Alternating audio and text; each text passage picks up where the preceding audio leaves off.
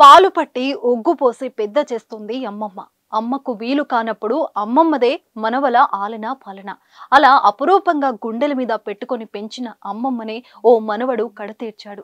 కోటీశ్వరుడిని కావాలనే అత్యాశతో భీమా డబ్బుల కోసం కక్కుర్తిపడి ప్లాన్ ప్రకారం చంపేశాడు.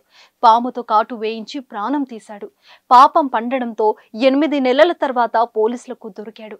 సినిమా స్టోరీకి ఏమాత్రం తీసిపోని ఈ ఘటన ఛత్తీస్గఢ్లో చోటు చేసుకుంది. మీ బిజినెస్ విస్తరించాలనుకుంటున్నారా? మార్చి 16-17 హైటెక్స్ లో ఫ్రాంచైజ్ ఇండియా బిగ్గెస్ట్ ఫ్రో ఎక్స్పో. అమ్మమ్మకు తమ పిల్లల కంటే మనవల మీదే ప్రేమ ఎక్కువగా ఉంటుంది. అందులోనూ కూతురు పిల్లలంటే కాస్త మమకారం ఎక్కువే. కానీ ఆ ప్రేమ ఓ మనవడికి అర్థం కాలేదు. అమ్మమ్మలో ప్రేమ చూడని ఆ కసాయుడు డబ్బులు చూశాడు.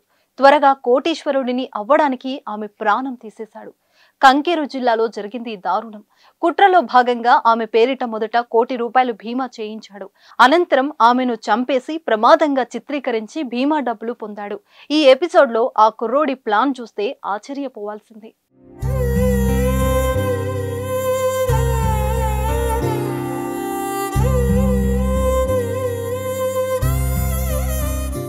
ఆకాష్ పటారియాకు డబ్బు మీద ఆశ. తొందరగా కోటీశ్వరుడు కావాలని భావించాడు. అందుకో ప్లాన్ వేశాడు. అమ్మమ్మ పేరిట బీమా చేసిన తర్వాత ఆమెను చంపేయాలని భావించాడు. అలా వచ్చిన బీమా డబ్బులతో సెట్ అవ్వాలని ప్లాన్ చేశాడు. అందులో భాగంగానే మొదట అమ్మమ్మ రాణి పటారియా పేరిట ₹1 కోటి బీమా చేశాడు. తర్వాత ఆమెను చంపేందుకు ఓ పాములు పట్టే అతనితో 30,000కు ఒప్పందం కుదుర్చుకున్నాడు. అతడి వద్ద ఉన్న పాముతో కాటు వేయించి ఆమెను చంపేశారు. దానిని ప్రమాదంగా చిత్రీకరించి ₹1 కోటి బీమా పొందాడు. అయితే ఈ కేసులో పోలీసులకు ఎక్కడో అనుమానం కలిగింది. హత్య కోణంతో దర్యాప్తు చేపట్టారు. ఈ క్రమంలో విస్తుపోయే నిజాలు బయటపడ్డాయి. ఆమె మనవడే బీమా డబ్బుల కోసం అమ్మమ్మకు పాము కాటు వేయించి చంపేశాడని తేలింది. అనంతరం ప్రమాదంగా చిత్రీకరించి బీమా డబ్బులు కాజేసినట్లు పోలీసులు గుర్తించారు. ఇదంతా బయటపడడానికి సుమారు 8 నెలలు పట్టింది.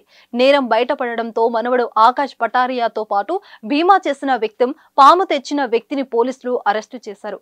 వారి నుంచి స్కార్పియో వాహనం, మోటార్ సైకిల్, 10 లక్షల నగదు, పాములు స్వాధీనం చేసుకున్నారు.